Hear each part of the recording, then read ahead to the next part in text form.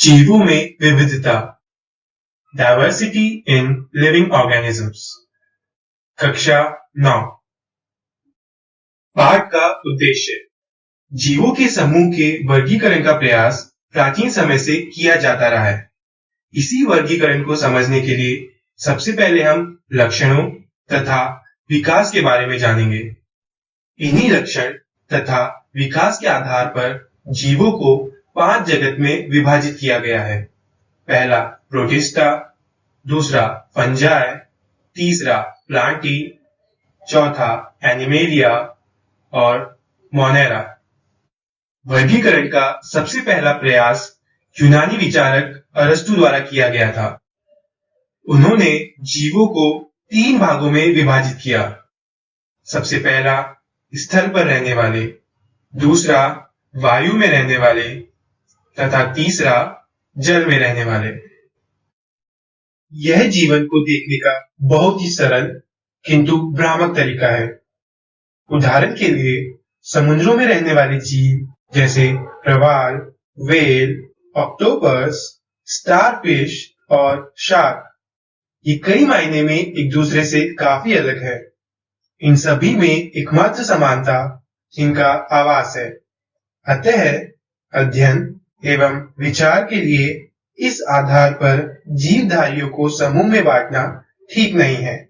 इस विषय में आगे बढ़ने से पहले हमें लक्षणों का अर्थ समझना होगा।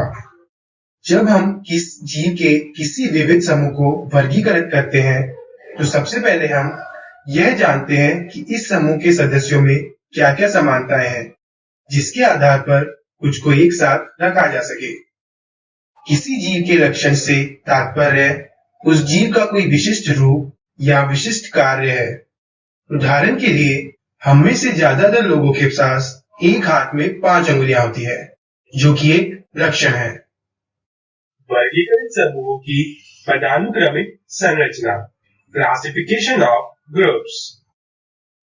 अर्नेस्ट हैकेल, रॉबर्ट व्हिटेकर और कार्ल बोस ने सभी जीवों को जगत नामक 5 बड़े वर्गों में विभाजित करने का प्रयास किया है। रॉबर्ट व्हिटेकर द्वारा प्रस्तावित वर्गीकरण में 5 जगत है। पहला मोनेरा, दूसरा प्रोटिस्टा, तीसरा फंजाई, चौथा प्लांटी, पांचवा एनिमेलिया। मोनेरा का वर्गीकरण। बोस ने मोनेरा जगत को आर्कीबैक्टीरिया और यूबैक्टीरिया में बांट दिया है। उप समूहों में वर्गीकरण। पुनः विभिन्न स्तरों पर जीवों को उप समूहों में वर्गीकृत किया गया है। ये उप समूह एक प्रकार से वर्गीकरण के अलग अलग स्तर है। जैसे सबसे पहला स्तर है जगत, उसके बाद आता है वर्ग, फिर गण, उसके पश्चात कुल, वंश तथा अंतिम स्तर है जाति। चलिए जगत के भ्रमण पर चलते हैं। सबसे पहला मोनेरा। इन जीवों में न तो संगठित केंद्रक और कोशिकांग होते हैं और न ही उनके शरीर बहुकोशिक होते हैं। इनमें पाई जाने वाली विविधता अन्य लक्षणों पर निर्भर करती है। इनमें कुछ में कोशिका भित्ति पाई जाती है तथा कुछ में नहीं। पोषण के स्तर पर ये स्वपोषी तथा विषमपोषी दोनों हो सकते हैं। उदाहरणार्थ जीवाणु, नीलहरित शैवाल, साइनोबैक्टीरिया तथा माइकोप्लाज्मा। दूसरा प्रोटिस्टा। इसमें एक कोशिक यूकैरियोटी जीव आते हैं। इस वर्ग के कुछ जीवों में गमन के लिए सीलिया, फ्लैजेला नामक संरचनाएं पाई जाती हैं। ये स्वपोषी और विषमपोषी दोनों तरह के हो सकते हैं। उदाहरण एक कोशिक शैवाल, डाई एटम, प्रोटोजोआ आदि। तीसरा, फंजाई। ये विषमपोषी यूकैरियोटी जीव है। ये पोषण के लिए सड़े गले कार्बनिक पदार्थों पर निर्भर रहते हैं, इसलिए इन्हें मृतजीवी भी कहा जाता है।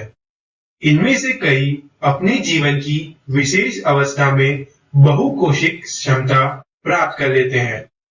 फंजाई अथवा कवक में काइटिन नामक जटिल शर्करा की बनी हुई कोशिका भित्ति पाई जाती है। उदाहरणार्थ यीस्ट तथा मशरूम। चौथा, प्लांटी। इस वर्ग में कोशिका भित्ति वाले बहुकोशिक यूकैरियोटी जीव आते हैं।